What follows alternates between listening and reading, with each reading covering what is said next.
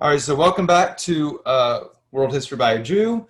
This is the second part of King Tut and the Hebrews. Let me go back to our outline that I start with every lecture, just to remind you of where we are. We're on number 5 here, but this is the second part of number 5. And I've gone through them line by line so many times that I think I'm going to skip that step tonight. By the way, I'm going to mute everyone. Okay, so that should help a little bit with the audio. All right, so let's jump right in here. The one warning I want to give is, and I think all of you were on at the last lecture, but if you were not, this is your official spoiler alert. So this lecture is really going to jump from the previous one, and normally my lectures all stand by themselves. But this one, really more than any of the lectures I've done so far, is intimately connected with the previous lecture. So I just want to warn you that ahead of time. So why do I have these images? All 4 of these images were used in the previous lecture. So if none of these images are familiar to you, it probably means you haven't seen it. You don't have to, but you may want to watch the YouTube video of this lecture first. I'm sorry, the previous lecture first before seeing this lecture. So who were the Habiru people?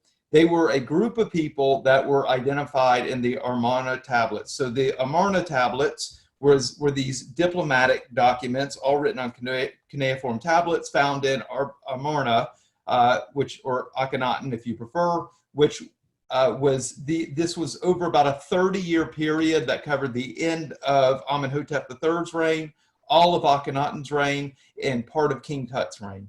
It's like almost 400 tablets frozen in time, telling us about diplomacy at that point in Egyptian history. Now, the Habiru people were repeatedly talked about in the Amarna tablets, and I've got a few samples here for you, which you can read through while I'm talking.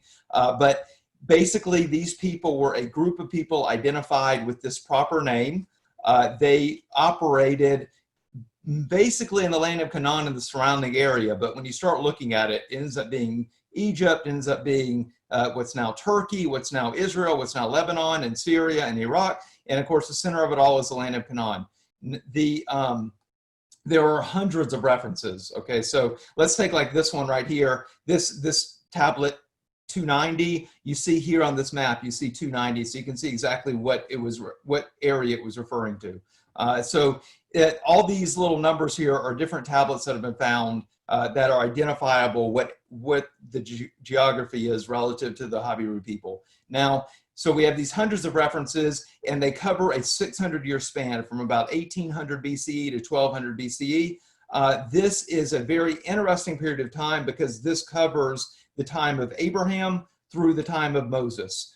So if you look at rabbinical dating, it's like the exact same 600-year period, which is quite interesting. Now, what can be a problem, we're going to get into this more, is that this was not an ethnic designation. Okay, this was a social class, and not only that, it was used with a negative connotation. So this was a lower class. These were slaves, maybe escaped slaves, maybe active slaves. They were servants, they were robbers, they were mercenaries. It wasn't a good thing when these kings were talking about the Habiru.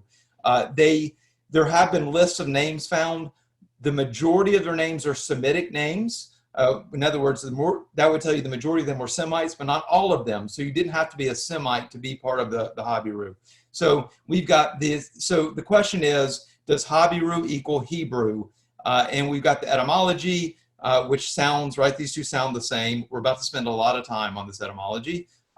The chronology, I told you the 1800 to 1200 BCE. And then finally the proximity. All right, now the proximity is this map right here. So all this sounds a lot like the ancient Hebrews is what I'm trying to say. But to really delve into this, I thought we'd explore the etymology. So for those of you who like the etymology, this is going to be our most in-depth etymology discussion I've ever done with this group. All right. So first of all, before we talk about the etymology, I need to explain a little bit of the Hebrew for you. So for some of you, this Hebrew stuff is well known. For others, it's not. So I've broken down the rules of Hebrew into 3 key concepts you need to understand what's going on with this Habiru Hebrew thing. First of all, Hebrew is just a bunch of conjugated roots. So you've got these three-letter roots. Over and over again, Hebrew uses three-letter roots, and then you conjugate them for meaning. So you've got three letters here. So this is Mem, Lamed, and Chaf. And these three letters can have additional endings or vowels to mean different things. So here it's Melech, which is king. Here it's Malachut, which is kingdom. And here it's Malach, which is ruled, or Malach, which is ruled. So this is my point in here, as you see, just by conjugating these three letters, you get three related meanings, all with the same root. Okay, that's part one. Part two, guttural letters. So the only guttural sound we really use in English is the H sound, the ha. Hebrew has more. Most people identify the chet sound, that cha. Every time, if you don't speak Hebrew and you hear Israelis, it just sounds like cha, cha, cha, cha over and over again. But in biblical Hebrew, there actually were more of those. They've just kind of been lost over time. So the one we need to worry about tonight is ein. So ein, which is silent when you read Hebrew today, actually had a very soft guttural sound, a little bit like an H. Okay, so when you're writing the biblical Hebrew in today's English, you tend to see it with an H because this is the closest pronunciation, even though it's not exact. And then the last point I need to tell you before we move on is we have dual pronunciation of letters, which makes them interchangeable. So the main one we're worried about tonight here is bet. So bet, you see, if it's got the little dot, that's a b sound, and if doesn't have the dot, that's a v sound. So even though the letter is bet, the b and the v are interchangeable. And you can see I didn't even put them all, but there's others letters like this, like shin, can be shin or sin, or tav or sav, especially for the Yiddish speakers. So this right here is our three-letter root for Hebrew. So you have the ein with that soft H sound, you have the bet, which can have a B or a V sound, and then you have the resh, which is an R sound. That one's not so complicated. All right, now I think you're ready. I think we're going to compare the way the root word for Hebrew appears in the Torah. All right, so where did Hebrew come from? The word Hebrew, first of all, you got to step back. Let's talk about Semites. So Semites just come from Noah's son Shem. So any of the peoples that are descended, as the Bible tells us, from Noah's son Shem gets the name Semites. And already you see that interchangeability of the shin, right? It could be a sh sound or a s sound. So Semites for Shem. Now, he would have a great-grandson by the name of Eber or Ever, and it was through him we get the word Hebrew. So I've intentionally used just the English letters here to try to make it a little bit simple for those of you not familiar. So whether you say Ever or Ever, this B and B are interchangeable. Then you have Ivri, which is the Hebrew term for Hebrew. All right, now, what does Ivri mean? It means crossed over, or more commonly, the other side of the river. And there's the word Hebrew, as much as it's so well known today, is only listed 30 or so times in the Torah. It's just not a common term for Jews, even though the language is now called Hebrew, even though the people are known as the Hebrew people. It's just not a common term because there's hundreds of instances of Israel. And of course, you know the term Israel as well. But Hebrew and Israel almost can seem to be equal. But if you count the instances in the Torah, there's a vast difference between them. So what I want to do is look at how Hebrew is used in the Torah, because this is going to be related to Habiru. First example, the use of the people Hebrew. So we have Abraham, the Hebrew, and there I have it on both sides. You see the highlighted of the Hebrew and the in Hebrew, I should say, the Hebrew language, and then the English side. So here it is the Hebrew people, Abraham of the Hebrew people. Okay, next example, here's Ever, or Eber. So here you see him being born, and you see on both sides, if you compare the Hebrew letters, you see they both have that three-letter root. And then our final use is we're going to jump to Joshua. Actually, we're going to leave the Torah and go into the prophets, because Joshua gives us a nice example here of the other side. So what's the other side? It's the other side of the river Euphrates. So it's saying that these people, your fathers, dwelt on the other side of the river Euphrates. So, and you see again, you have this three-letter root with Ever. And I'll just say one other thing in prophets about 1 Samuel. You can find King David, before he was King David, he was referred to as like this paramilitary band. He was like David and his bunch of Hebrews, which is going to be related to our next topic. So now what I've done is, if you look on the right-hand side, and don't worry, I'm not going to read all these to you, but if you look on the right-hand side, you've got all the uses of Hebrew in the Torah. Okay, now if you look on the left-hand side, you have a bunch of examples of the use of Israel, because I want to compare the two. So in this case, if you look at the top here under chapter 14, that you have a fugitive, he came to Abraham. So someone from outside came to Abraham, the Hebrew, and called him the Hebrew. So now let's go to the next one. This chapter 39 is when Joseph was in the Egyptian official's home, and his wife accused Joseph of trying to seduce her, and she used a derogatory term, calling him the Hebrew man, the Hebrew slave. Next, also about Joseph, when Pharaoh's court is talking about him, he's a Hebrew lad. Next, you have the midwives. When the Pharaoh is talking to the midwives, he's talking to the Hebrew midwives. All these cases, you're dealing with an outsider talking about Jews, okay? Bottom here is a little bit different. In this case, we're talking about slaves. So when the Torah is dealing with slaves amongst the Jewish people, it refers to them as Hebrew slaves. All right, now I want to skip over to Israel. All right, so when you look at Israel, when Jews are talking amongst themselves, so when we're talking about our family from Jacob and our descendants from Jacob, we're all part of Israel. When Jacob and his family left Israel, and as our forefathers told us, they were the children of Israel. And then the children of Israel increased, right? That's part of our story. And then look here towards the bottom, this line, this opening line, you can see, I guess I should have looked it up, but like over and over and over again in the Torah, whenever God is telling Moses to speak to the Jewish people, he's saying, speak to the children of Israel.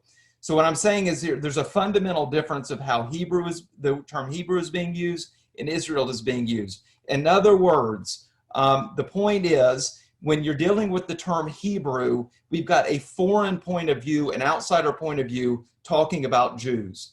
And then also the case of slaves. When you're dealing with slaves, they're Hebrews.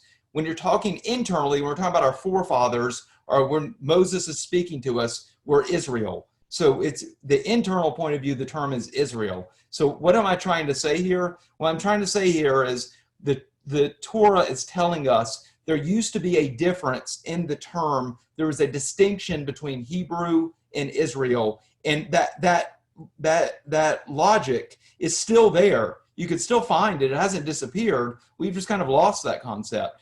And going back to 1 Samuel, it was on the previous slide as well. I think this is probably your single best example in the Tanakh, because if you look at verse 21, the Hebrews who were with the Philistines were fighting the Israelites, and the Hebrews switched sides to be with the Israelites. The only way that's possible is if the two did not have to be the same. In such a case, Hebrew does not necessarily equal Israelite. And the evidence is right there for you. Okay, so now that you've understood the Hebrew terminology, let's switch back to the Egyptian terminology. So it seems so far, why would you think that Habiru and Apiru are two different things? I'm sorry, that Hebrew and Habiru are two different things. Okay, so modern scholarship is clearly against the two being the same term. And we're going to explore why that's the case. So the first thing you got to remember is there is an environment of biblical minimalism.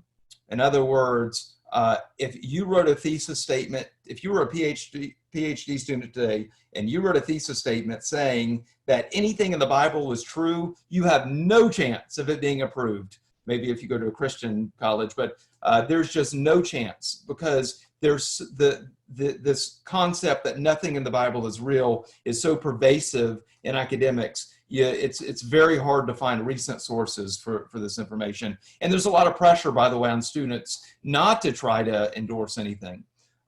So now let's get to the logic, though. Okay, so that's a political reason. Let's get to the logic of it.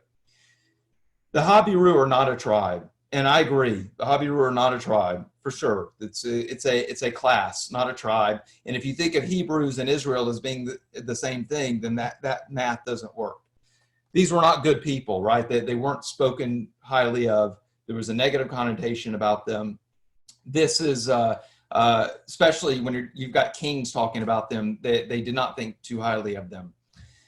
Number 3 is an issue with the role of the shepherd. So we have all these jobs. I mentioned on one of the previous slides. They were mercenaries, they were robbers, they were slaves, they were laborers, all this. There's only one inscription I could find about indicating the Habiru have a connection to shepherds. There's one tablet of Akhenaten saying that he's settled some Habiru in pasture land. Other than that, it's just not there. So that is a problem if you're making a connection.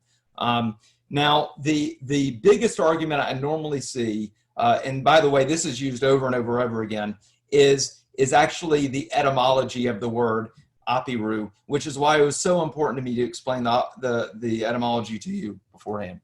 Okay, so first of all, it has been confusion in Egyptology for a long time between the B and the P. It doesn't seem that Egyptians clarified the two like we would think today.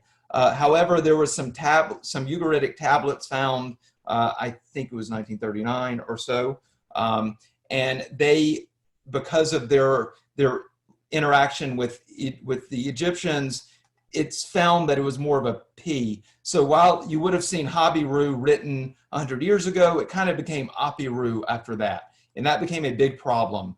The other problem is the root words, because, and that's where I'm gonna get to this cognates. I want to look at the different definitions of the various versions of Habiru. So if we look at Hebrew as Hebrew, as I said, that's really the root is the other side of the river. That's where it comes from. When you look at the Egyptians, the term Apiru really comes from dusty or dirty is the best guess. When you look at the Akkadian, which is a very important root for us, if you're a Semitic speaker, this Habutu means a migrant. And also you can find it written from the Hittites and the Ugarites as well. I just want you to see that you have these multiple pronunciations, but our 3 primary languages that we're concerned with here today all have a different definition. So then the question is this really just a false cognate? So what's a cognate? A cognate, if you look here on number 1, a good example is the word desk in English, because the word desk is linked to the root to the word tisch in German. Took enough German to know that. And then where this tisch is actually related to discus, and from Latin, and in Latin it just means a flat surface. So it's very easy to see how this discus and the D and the T are pretty interchangeable in German and English. Like in other words, in English we have dollar, in German you have taler. Okay, so the D and the T are pretty interchangeable. So when you start looking at discus and tisch and desk, okay, it makes sense. It's all this flat surface and that's where you come from. That's a cognate. They all have that same root. A false cognate is the second example. So the second example would be that you have the English to have and the German haben, which sounds like they're the same, and they are the same. But then when you add the third language, Latin, into it, it's just coincidental that Latin looks the same. They actually have different roots. So an archaeologist studying etymology would tell you there's no way that Apiru, Habiru, and Hebrew could be the same word because they have different definitions. And they have a different root that brought them to where they are. Now I'm going to tell you why that's not true. The word Babylon kills that argument. Because if you look at the word Babylon, if you look at the Akkadian, this is where the word Babylon comes from, right? The Akkadian people, they gave us Bob plus Eli. By the way, this L should be very familiar to those of you who know the Torah. So it's a Semitic language, similar words for many things. So Bob plus L, and the M, just like Hebrew, Elim is God's. So just Hebrew also has that M sound for a masculine plural. So Bab Elim is gate of the gods. All right, that's where Babylon comes from. So really the Greek version is just a corrupted version of the Babelim, became Babylon when it became Greek. And of course, English, we got our word Babylon from that. Now, I want to look at the Old Persian. The Old Persian language would actually call Babylon as Babiru. All right, so it's close. They look like related words. Let's look at the Hebrew, and I didn't put the Hebrew characters just because I didn't want to complicate it, but the Hebrew is Bavel, and we're told in the Torah the root of this actually comes from the word Balel, which means to confuse. So it's got a different cognate. It's got a different reason for having the word Bavel, and that's because it's from the Tower of Babel, that God confused the languages after the Tower of Babel. So that's where, so we have this play on words with Balel. Now I want to go, so Aramaic, which is kind of partially like Akkadian in Hebrew, you have this Babel. Again, it sounds very familiar. Now look at, in English, we have Babylon. But in English, we think of Babylon, and we start wondering, well, does that work with Babel? Because God babbled the languages, right? All the languages got blurred. And we start thinking, oh, well, it's all related. English is related to because of Babel is related to Babylon, and Hebrew is related to Babel because the word Balel means to confuse. And then finally, but the problem is that's not true. The English actually comes from the Greek barbaros, right? The barbaros was non-speaking Greek people. That's where we get the word barbarian, but it's also where we get the word Babel. So why am I going through all this with you? Because I'm trying to tell you the number one argument for why the Apiru is not the Hebrew is because the words have three different definitions in the languages, even though they sound very similar. Now I'm showing you Babylon. It has three different definitions in three different languages, even though they sound similar. There is not a scholar on the planet that would deny that Babel is not Babylon, that isn't Babylene. Everyone agrees on that. But it just shows you when it becomes to something that can justify the Torah, it can't be. There's just no way it could be. And this is an extremely important point. So that's I'm kind of loading you up with the philosophy. I hope it's not too much for you. So why do I think the Habiru are the same thing as the Hebrew? First of all, the pharaohs repeatedly referred to them as an unstable element of society. And if you read the start of the Exodus, that's exactly what the Pharaoh says, is you have these people growing and uncontrollable. They were most active in the same date range as the patriarchs. I've already talked about that enough. They were most active in ancient Palestine, the now modern Israel, along with the surrounding area. The names, even if they weren't always Semitic, they were mostly Semitic. They were a lower caste of people, and clearly the Jews were a lower caste of people when the Torah started. They were repeatedly engaged in tribal fighting, like Abraham's battles with his 300 soldiers to save Lot. The Habiru were repeatedly captured as slaves, and over again we have inscriptions of them as slaves. There's no question they were slaves. They were also known to labor in both construction and in the field. So I'm harking back to my lecture 2. If you remember those tomb paintings that I showed you. So what I'm saying is it's okay that it's a real cognate in some languages and it's a false cognate in others. And it's just wordplay like Babel and Balel. This isn't an issue because it's just like Babylon. Now, let me summarize because I gave you a bunch of information. So let's just break it all down to the 3 simple points. Number 1, the original meaning of Habiru was probably migrant. And notice in Akkadian, it does mean migrant. And most likely, the other definitions were corrupted from that. But because migrants, who are usually dirty and filthy, are now going into Egypt, the Egyptians hear this word for them, and it sounds like dirty and filthy, so the Egyptians start using the same word. And then you take the Hebrew, and these people were from the other side of the Euphrates, and when they start calling themselves Habiru, because they're migrants, well, that also works for being the other side of the Euphrates. So it's not bad that they have different meanings. So let's look at this. What does this really mean? It means a Hebrew is a descendant of Eber, the Ivri. So that means a Hebrew could really, in this definition, be an Israelite, an Ishmaelite, an Edomite, a Moabite, any of these biblical peoples that we're told in the Torah are descendants of Eber. But Israel, an Israelite is specifically defined as a descendant of Jacob, right? And Jacob is 7 generations back from Eber. So in short, Hebrew is a social class designation. I feel very confident about this. I think we should move on and jump back into Egypt, right? So let's talk about the Egyptian religion. it's amazing. I've gotten through all these lectures, and I haven't really brought up the Egyptian religion at all. Tonight I'm going to give you a little introduction to the Egyptian religion, because we're going to talk about Akhenaten. And when we go into detail of Akhenaten, you can't understand the changes he made without understanding the basics of the Egyptian religion. So I think I'm not doing anything complicated on this slide. I think most of you are familiar with these concepts, but Egypt was very polytheistic. There's been over 1,400 different documented gods and 50 to 60 primary ones. All right. They have a vast set of beliefs and rituals and prayers. You got to remember, this was a very ancient language over thousands of years. A lot of the religion developed independently in different cities and then kind of came together and merged. And then primarily, though, just in like almost all world religions, people are just trying to understand the world. So a lot of these gods are linked to nature and the Egyptian understanding of the world. So the Egyptian gods, like you had gods representing the sun. In fact, you had multiple gods representing the sun. You had the moon, you had the sky, you have the earth, you have the Nile flood, you have all these gods representing different things in nature. Along with that, each city has its own local god.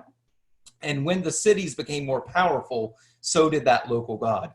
So the earliest one we dealt with, if you remember, if we'll harken back to the beginning of the series again, when we talked about the Narmer palette, you saw Horus on there. That was when Nekhen was the place. And then Ptah became more powerful as Memphis did. Tonight we'll be talking a lot more about Amun, who was from Thebes. Thebes is actually a Greek name. It's really Waset, but everyone hears Thebes and thinks the Greek word is the Egyptian one. Now, the average people did not worship these major gods. They were not up to par for that. They tended to worship minor gods, or they could worship, depending on what part of Egypt they're in, they could worship the pharaoh or the king, who can then be their intermediary. And the king had this very important position because he was the one, this divinely inspired entity that prevented Egypt from falling into chaos. So when Egypt was fighting its enemies, it was really trying to stop chaos from taking over. And a couple other little tidbits here. First of all, I thought this was great when I first heard it. In Egypt, how we say passed away, they say went west. So if you look in Egypt, all the tombs are on the west side of the Nile, and the temples and all the signs of life are on the east side of the Nile. So everyone's buried on the west. So when you die, you head west. That was their terminology. So if someone dies, they went west. And of course, I can't even begin to get into all the corpus of material on how Egyptians view death. I just want to remind you that they were resurrectionists. Right? I've said several times they have to be buried on Egyptian soil for the purposes of the afterlife. This caused problems with setting up colonies, and definitely repeated wars were related to this problem. And there's a lot of relevance to the story of Jacob and Joseph, right? When Jacob died, Pharaoh understood why Joseph wanted to take his father back to be buried in the land of Canaan, because the Pharaoh understood the importance of being buried in your homeland. It was part of his religion as well. Okay, now let's go to the most fundamental story of the Egyptian gods. And if I had to, there's tons of tales. I've actually got an entire book just of religious tales of Egypt, but this is the most basic one, and I think the most important one, even though it's so old. Horus would be replaced later on. Okay, so who were Isis and Osiris? They were a brother-sister combination that were also husband-wife, right? This should be familiar to you from the pharaohs. So these two, this husband and wife, brother-sister combo, come down to civilize Egypt, which is basically the world, because who cares what's going on outside of Egypt? So they come down to civilize Egypt, and while Osiris is teaching man civilization, Seth, the evil brother, is trying to bring chaos into the world. So Isis, the wife is holding back this force of chaos, and Seth cannot overcome their power, so he decides to trick them. He has a party for all the gods, and he builds this gorgeous box, and he says, whoever can fit perfectly in this box, you get to keep it. So everyone wants to try out the box, and Osiris hops in there, and what do you know? The box was actually made just to fit Osiris's form.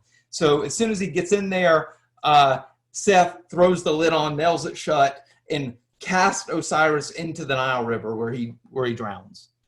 All right, so Isis, being the good wife, tries to find her husband. She goes all the way to Byblos, which is Lebanon. She follows the trail all the way there, but Seth gets to the body first. He hacks it into 13 pieces and spreads it everywhere. And Isis, again being the good wife, obtains all these pieces. She magically reassembles them, brings life back into her husband's body. And this makes Osiris the first mummy. It also makes him the god of the dead and the god of resurrection. Now, Osiris and Isis reunite long enough to have a son. That son is Horus. Horus now grows up to take revenge on his uncle Seth. Uncle Seth killed his father Osiris, so now Horus is going to do battle with them. And there's actually does several battles with them, but Horus loses an eye at one point, and you always see the Horus eye as a symbol in ancient Egypt. So it comes from the story. But anyway, so in the end, Horus defeats Seth, and he becomes the hero god of the Egyptians. But it's always important that Seth does not die in the story, and it's supposed to be telling us that evil and chaos, bad stuff will always be there. But you have Horus to protect you from it. Okay, that's our fundamental tale. There are a lot of other gods. To name a few, we have Re or Ra, and that's because we get Ramses from that. So I have to mention Ra. He's a sun god. You have Hathor, a mother goddess. She was the cow. So if you remember in the Joseph lecture, I showed you that goddess who was represented by a cow in the temple. That's Hathor. And then if Ta is important because he's where we get the name Egypt from, and that was in lecture 1. I talked about that. And then finally, I'll just mention Thutmose because we're dealing with the Thutmose line of pharaohs. So Thutmose comes from the god Thoth, who was the god of knowledge and writing. Now, there's one other god I want to focus on tonight, and that is Amun. Okay, so Amun has a unique Jewish connection. Amun was the head of the Egyptian pantheon at the time of Amenhotep.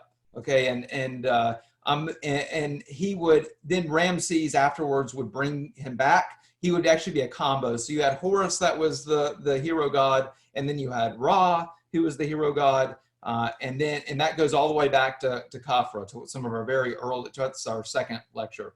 And then Amun kind of took over, and we saw that with the 12th dynasty. And then now once Ramses rolls along, we're going to be dealing with Amun-Ra, which is a combo of the two. Amun was basically just the god of Waset. And eventually, by the way, the Egyptians changed the name of Waset and actually just called it the city of Amun. But nonetheless, it's not really Thebes. It's Waset, or the city of Amun. Now, Amenhotep, which is our pharaoh's name that keeps coming up and up, just simply means Amun is pleased. I think I mentioned that in the previous lecture. But what I want to get to now is the animal that represents him. Amun is represented by a ram. Okay, and this is important because if you remember in the Passover story, what did the Jews sacrifice? They sacrificed a male lamb, and that's this Hebrew word here, kivasim. Now, kivasim in a lot of translations you actually see it as sheep, which is the problem is they're female, right? So this Hebrew word indicates a masculine plural, but then we see the translation that it's sheep, which is female. So already you see there's an issue without knowing anything else. Now, Moses comes to the Pharaoh and he says he needs to take the Jews out of Egypt to sacrifice because he didn't want to offend the Egyptians, which the rabbis then will tell us, well, it's because the Egyptians were worshiping these sheep. So it's close, but that's not exactly it. The problem with the story is that Egyptians ate sheep too, so they're not going to get offended if you're slaughtering sheep. Not going to bother them all. They did the same thing. But they did not sacrifice rams, except for one ceremony once a year. But basically, they did not sacrifice rams. So kivasim ended up being what the Jews sacrificed before the Passover. What was that? That's a male lamb. That's a baby ram. So why did Moses not want to sacrifice in front of the Egyptians, at least at first, when everyone was being friends? Because the ram represents the god Amun. Just a little bit to think about next time you hear the Passover story. Okay, so speaking of Amun, let's get back to Amenhotep III. And of course, we've talked a lot about him. He was most of our last lecture. I'm only going to bring him up enough to get him back in your head today. So he was the great diplomat, and I told you a lot of Egyptologists consider him the best pharaoh ever, even though he never was involved in a major war. He was the one who started these Amarna letters, and he had great relations with the other powers at the time, hence the nickname the diplomat. Also, she's going to come up again a few times, so I just want to remind you of Queen Tai. Okay, so Queen Tai is still going to be with us. She's going to leave us a little bit of a legacy before we move on. Okay, so we're going to now take the child of Amenhotep III and Queen Tai, and that's our next star of the show. Here he is, Akhenaten. All right. Now, Akhenaten was the word I see over and over again for his reign was the most bizarre. Like you always, whatever book you read, it's the most bizarre reign of any of the pharaohs. It was a 17-year reign, so that's a pretty good period of time to have a bizarre reign. A lot of damage can be done. It's interesting to note he was never meant to be pharaoh. He had an older brother named Thutmose. There was supposed to be another Thutmose, but Crown Prince Thutmose died before Amenhotep III did. So that meant when Amenhotep III died, the second son became the king, and that's Akhenaten. But he wasn't actually Akhenaten yet. So when he became king, he actually became king as Amenhotep IV. They didn't actually number like that, but trying not to make it too complicated. So he took the throne as Amenhotep IV, and he, in his first year, finished his dad's temple at Ipitsit, and we showed the pictures of Ipitsit in the last lecture. I'm not going to go into that right now. But after his first year, things started going downhill, starting with some gifts to the Mitanni. His father had promised some solid gold statues to the Mitanni people, and to save a little bit of cash, Akhenaten, or Amenhotep IV, decides to send gold-plated statues instead of solid gold ones. The Mitanni people didn't like that very much, I can tell you. So what's great is because of the Amarna letters, we see their complaints, right? It's just it's wonderful to have this level of records. Now, Akhenaten is most known for his revolution in religion, and that involves the Aten. And we have seen hints of the Aten. I've been alluding to the Aten coming, so now the Aten is coming. This is it. So the Aten right here is it's the solar disk with these rays, and you can kind of see it here on this close-up, but the rays have little hands at the end of it, right? Okay, so that is the sign for Aten. And initially, Akhenaten didn't do anything too crazy. He just starts building some new monuments for Aten near his dad's temple at Ipitsit. But then in year 6, he changes his name. So he's no longer Amenhotep IV, he's now Akhenaten. And we have some changes coming over the next 5 years, but the next big year is going to be year 11. And in year 11, Akhenaten rules that Aten is going to be the sole god. All other gods are outlawed. Remember, I just told you there was 1,400 gods or so, and they're all outlawed now. You can't worship any of them. The temple of Amun, the temple of Ta, the temple of all the major gods shut down. You can only worship Aten. He is the only god. This is a monotheist, okay? However, you can't worship Aten because none of you normal people are worthy of worshiping Aten. The only way to worship Aten is to worship Akhenaten and his family, and he is your intermediary to the god Aten. So he shut down all these other temples. There is a political thing here because obviously it's a major power shift. I had mentioned in the last lecture how much power these temples held, particularly the Temple of Amun, and he just shut it down and started a whole new temple. So there could be a political argument as well, but clearly he was a zealot for his Atenism. I think that's my term, but whatever. Okay, so I should mention around the same time, Queen Tai, and I told you she's going to keep coming up tonight. She dies. This is her son. When she dies, that's kind of around the same time everything goes crazy. So it may not be out of line to think that she was perhaps his last tie to sanity before he really let it all go. And when she died, that was kind of he was off the leash. Now, he also founded a new capital city, and that's Akhenaten. So Akhenaten is actually, if you think about it, it's a great location, right? So you have the old capital of Memphis, the old center of Thebes, Luxor, and he's going to be right in between. It's a great location. But what he's doing is he's building a new religious center there. And he starts building this brand new capital. And one of the great details about the capital is the temples are all don't have a roof on them, because if you're worshiping the sun, you want to be able to see the sun. So you have these diplomats in the Amarna letters complaining about how they're made to stand out in the sun, and you can imagine how hot it is in Egypt. And AC was a long ways off from being invented. I've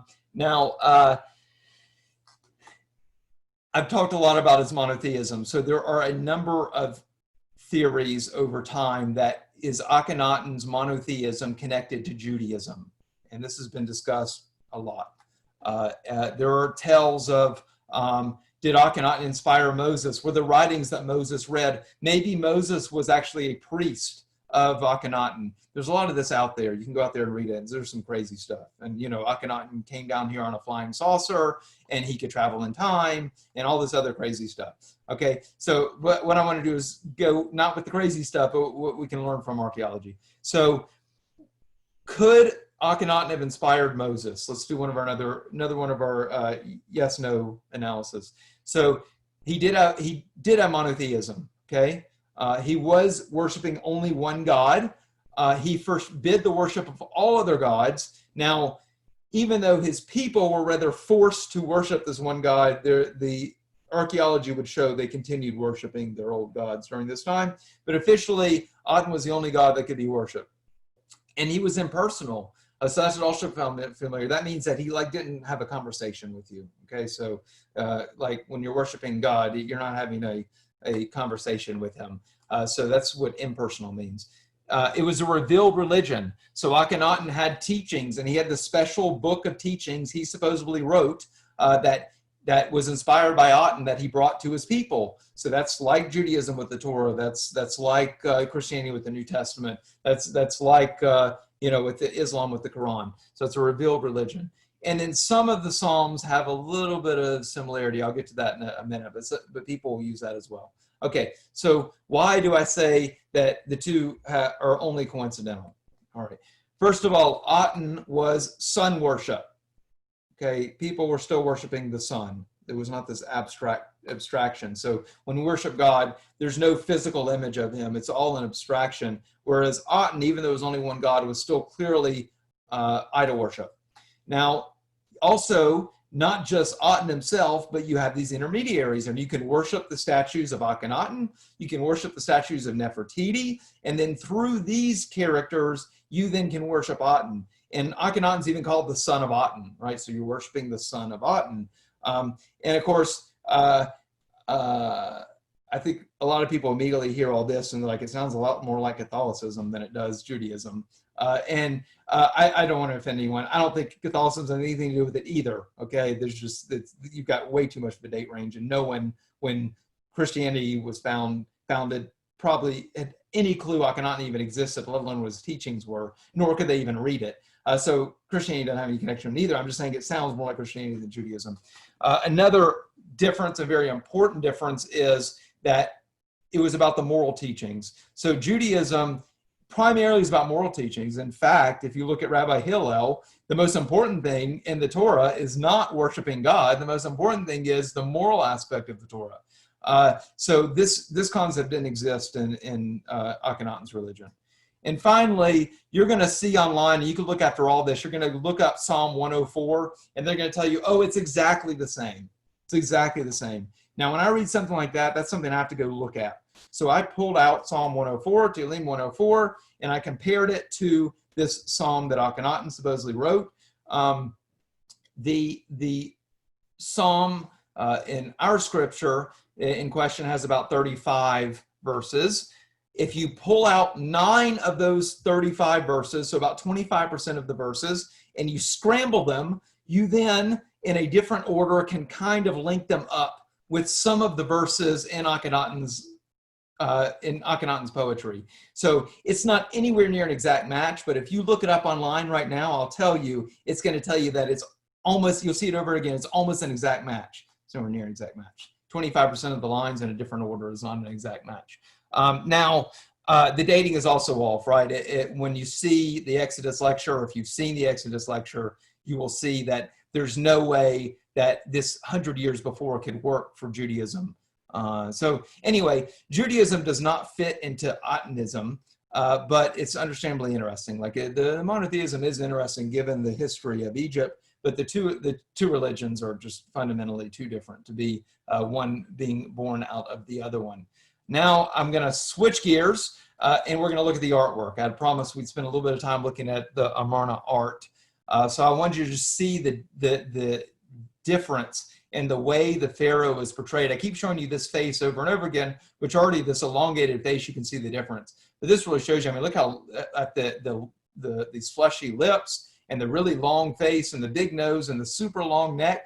And then you get to the body and you're like, wow, what is that? I mean, it's like an androgynous type body. And he may have been, by the way. But definitely, if he looked like this, he was proud to show it off.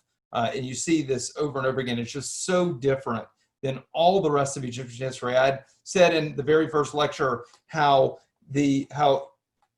uniform Egypt remained because they felt like they had the perfect society, and that included their artwork as well. And if you look at from Narmer all the way to Amenhotep III, they all have a very similar look. And then you move to Amenhotep, and that's, you know, you're talking about whatever, 1,500 years of time where it all looks similar. And then suddenly with Amenhotep III's son, it has this vast change. Okay. And again, you don't see the strength, right? Like normally you have this, the pecs and all this, but here you got kind of a flabby stomach as well, just completely different than what we're used to. So now let's look at the most famous piece, I think, in my mind, it's the most famous piece of the entire Amarna era. So this is the bust of Nefertiti. Nefertiti was the queen. She was the great wife of Akhenaten. Okay, and this bust is outside of King Tut is probably the most famous thing ever discovered in Egyptian archaeology, and it really shows a queen of elegant appearance. She's like this icon of female elegance. It's amazing how real it is. And it actually was not made to be an art piece itself. It's really a model for other art pieces. That's what the bust was made for. Okay, and we know the artist. His name was Thutmose, not the pharaoh. Okay. Now, where she came from is still under dispute. Nefertiti was perhaps the daughter of Ai, and he's going to keep coming up like Tai. Ai is going to keep coming up as well. So we have Tai and we have Ai, and they're going to keep coming up. But anyway, she may have been his daughter, maybe not, but she was very much loved by her husband. Okay, so one difference you're going to see is normally the pharaoh is much bigger than his wife. You can see in these inscriptions that Akhenaten and Nefertiti are the same scale, which is very different. Also, look at the, also she had a temple built for her by her husband, which was highly unusual in Egyptian history. And we know Ramses will do it again as well for Nefertari. But so Nefertiti and her husband Akhenaten now are shown in these images. You would just never see this from a pharaoh before. Look, you have this affection between the two of them. So you have Nefertiti touching her husband's chin. And if you can see on the other side here, you got his hand on her shoulder. If you look here, the mother and father, king and queen, are playing with their kids. Look, Akhenaten's kissing his daughter. Here he's playing with an older daughter. This just was not done in Egyptian history, absolutely not. So it really sets it apart. And by the way, the two of them would have 6 daughters together. They did not have a son, at least none that anyone has discovered as of yet. There's one other thing I want to show you about their art, and that is the art they did to their body, if you want to call it art. Some may call it deformity. They practice head binding. So if you look, the exaggerated version is these models of their daughters, of Nefertiti and Akhenaten's daughters. But you can see here from the mummies, the younger lady here is actually King Tut's mother, most likely. Her name's not agreed on. And then here's King Tut himself. And then this is like probably 95% sure Akhenaten's skull, not 100%, but pretty sure that's Akhenaten's skull, which, by the way, with this really long face and that elongated head really works with the statues that you saw, right? But anyway, so this head binding, if you want to see kind of what it looked like, this is a much more modern version of head binding. It's from Africa, obviously. I believe it's from Congo, to be specific. But anyway, it shows you kind of, that's what their heads really look like. If you compare these two, you can see it. You'll see it again when we look at King Tut, all right? Now, go to Neferuaten. Now, you're going to say, Seth, you made a mistake. You have the same picture as Nefertiti for Neferuaten. Well, it's not a mistake.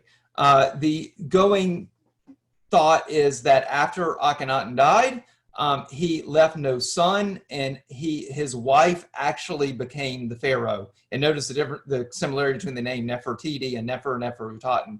So Neferuaten was actually, it's known, was named as a co-regent while Akhenaten was still alive, and then took over on his death. But there are no images of Neferuaten, which if you're trying to hide that you're Nefertiti, then that's probably a good idea. And I want to say that there's still stuff being found out. If you look in 2012, so this has really been, it was much more up in the air whether Nefertiti even outlived her husband up until 2012, because after about year 12 of Akhenaten's reign, she disappears from the record.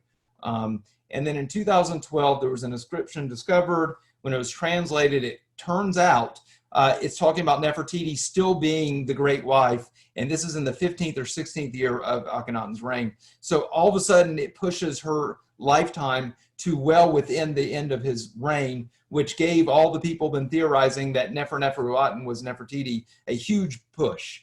Okay, and so anyway, he dies. And I've got to mention a couple things about his death that are interesting. So Akhenaten, when he's buried, he has this stone bowl that's from the reign of Khafre. The thing about Khafre is like 1,000 years ago. He's the original guy who built the Sphinx, and he's got and Akhenaten has a stone bowl. Now the Sphinx is kind of the penultimate symbol of the sun. Akhenaten has Shapti figures. So what are those? I didn't really go into mummification at all, but Shapti figures are four images of gods that are buried with mummies. And it's odd that a guy who was supposedly a monotheist would have these 4 different gods buried with him, like he has deathbed doubts, like he's trying to like play both sides a little bit.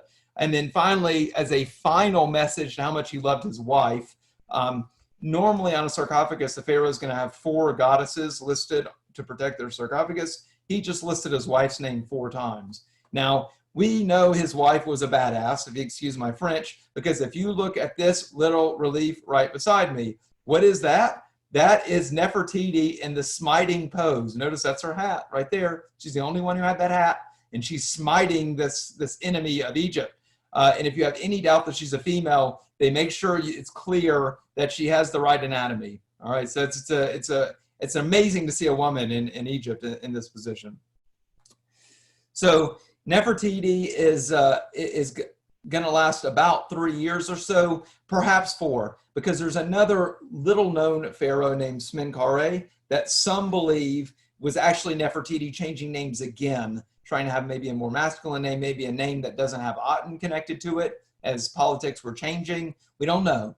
Or it could have been that he's some unknown son of Akhenaten. This is a mystery that's still up in the air that could very well be discovered one day. I don't think it's impossible that answers could be found. So what's the point of me showing you all this? By the way, a lot of times if you look through a chapter on this part of the New Kingdom, it's not even really mentioned, but I like mentioning it for a few things, and that is to emphasize the point that not all is known about Egyptian history. There's still stuff to be found out. Now, when you look at the Amarna period specifically, it's really because of Horemheb. When Horemheb is pharaoh, he's going to try to wipe out all records of these people. He didn't want any sign of these families existing. And then the Egyptologists have just done this amazing thing of finding these erased reliefs and messages and bringing back the story. The discoveries I mentioned in 2012. I also just want to mention that mummy I showed last time that was Queen Tai. That actually was not known to be her mummy until 2010. So that's another recent discovery. So for sure, there's more stuff out there waiting to be discovered. I mean, there's no way everything's been covered up to this point. So now I've taken you up to the stage that next time we are going to enter the tomb of King Tut. And within King Tut's tomb, we're going to actually learn about who the boy king was. We're going to see what he really looked like. And then we're going to move on to what happened after he died. As I always do, I'll conclude by asking, does anyone have any questions?